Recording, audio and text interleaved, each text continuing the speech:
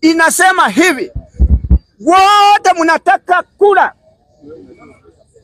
katika hii kaunti yetu ya Nakuru, mkuje hapa katika bunge ya mwananchi, muuse manifesto yenu na muanze kueleza ya kwamba mulifanya, kama ulikuwa ofisi, umefanya nini kwa mwananchi.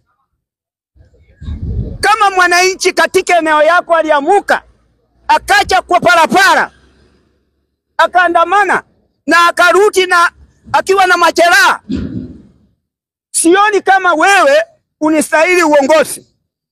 Kwa sababu hapa wewe ungetaka kujua ya kwamba ile katiba yetu ambaye inatuongoza inatuambia nini. Ni huyu mwananchi na makosa ukuja kwa barabara kwa sababu hajaona kenye umemfanyia, ama ni wewe kiongozi ambaye unataka kumpiga na kumtoa kwa barabara? Kwa hivyo hiyo utatuambia kama uko ofisi. Majina ni Thomas Somoni kutoka bunge ya Manyata. Mimi county ya Nakuru County. Pia mimi ndio secretary general wa county ya Nakuru kwa bunge. Mimi kitu ya muhimu nataka kuambia wote ambao mtakuwa mnasimama katika viti mbalimbali. Viti ni mingi, viko 6. Na wote ambao watakaposimama katika hiyo viti, ya kwanza tunataka kuona manifesto. Na hii manifesto isikuwe manifesto ya mdomo ama ya kuandika peke yake. Kama wananchi sisi tunataka kitu tunaita matendo.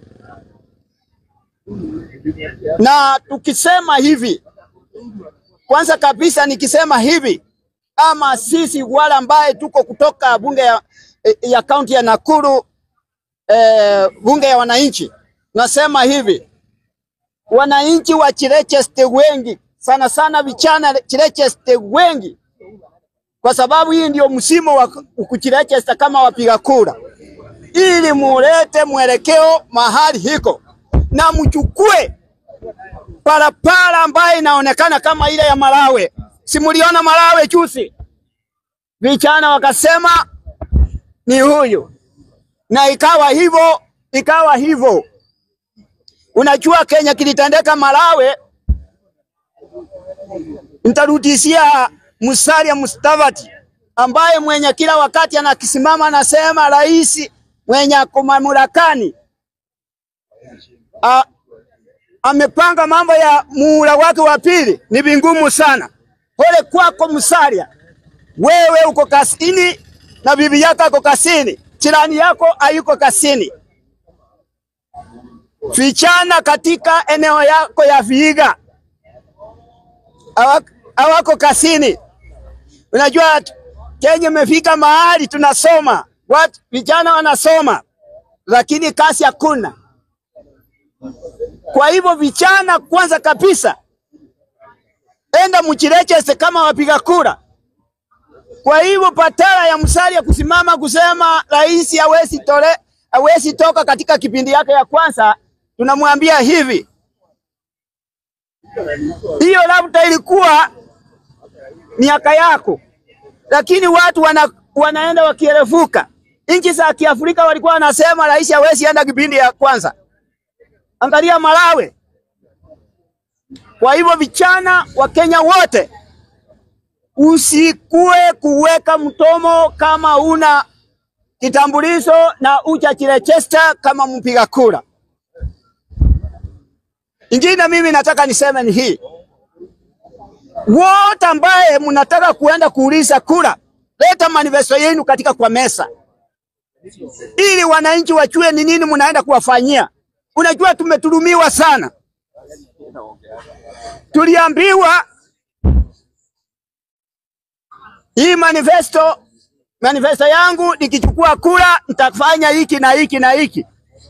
Tunakaa kuongoja miaka nenda miaka rudi bila kuona hii kitu ambayo hii mambo tulikuwa tunaambiwa katika kwa mtomo. Kwa hivyo mimi kama secretary general wa county ya Nakuru inasema hivi, wote mnataka kura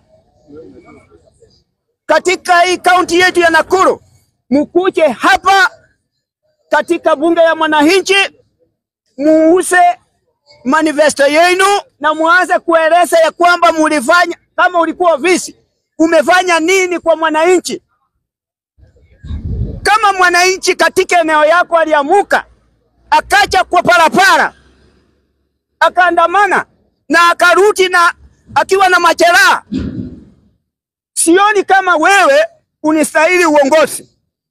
Kwa sababu hapa wewe ungetaka kujua ya kwamba ile katiba yetu ambaye inatuongoza inatuambia nini. Ni huyu mwananchi na makosa ukuja kwa barabara kwa sababu hajaona kenye umemfanyia, ama ni wewe kiongozi ambaye unataka kumpiga na kumtoa kwa barabara. Kwa hivyo hiyo utatuambia kama uko ofisi, uwe MCA, uwe nani, utatuambia ni nini mbaya na ulikuwa wapi. Katika watu wako, katika eneo yako walikuwa wanapata majeraha, vijana walikuwa wanapata majeraha. Kwa hivyo sasa hatutaki ukora. Kama ile tulikuwa tunaambiwa tukiingia serikali tutafanya hiki. Wengine akakuja akatuambia akipata fursa ya kuingia serikali watakuwa wanakula 6,000. Wasichana wale ambao wamezaa na vijana wale wanawasalisha wakatoroka, watu wataroteshwa ambaye watakuwa wanakula mshahara wa shilingi 6,000 kutoka kwa serikali. Akiwa kwa serikali saa hii hakuna mtu ambaye amepata hii 6,000. Sasa huyu tena ndiye anakuja anasema mimi 2027 inaenda kusimama. Mimi nakuuliza Mkenya, hata wewe unapongeza hiyo kusimama kwa huyu? Wewe Mkenya kweli? Muulize hivi, wewe uko broad based government, umenisaidia na nini? Kitu kingine ya pili, huyu wakati wa Kibaki kabla 2010 alikuwa anasumbua Kibaki akisema ya kwamba tukutengeneza katiba mpya. Akatengeneza katiba mpya yenye ambaye pesa zinatoka katika central government zikikuja katika mashinani ili watu wa chini wafanye maendeleo, lakini pesa sikuji katika devolution. Saa hii yeye ndiye anapongeza kitu tunaita empowerment yenye manifesto ambaye haiko kwa katiba, tena ilikuwa wakati wa Moi. Sasa wewe ukikuja unasema unasimama. Mwananchi ambaye ukiwa na kati yako ya kura, wewe ni mpiga kura, utamuuliza kwanza, wewe ni wa katiba ama ni wa empowerment? Akikujibu yeye ni wa empowerment na katiba, ambia huyu mtu, mwambie kwa tebe, hata usisumbukane na yeye, mwambie kwa tebe ya kwamba utosi mboga. Wewe uko na biashara tofauti na Mkenya amechenuka kama wale wa Malawi.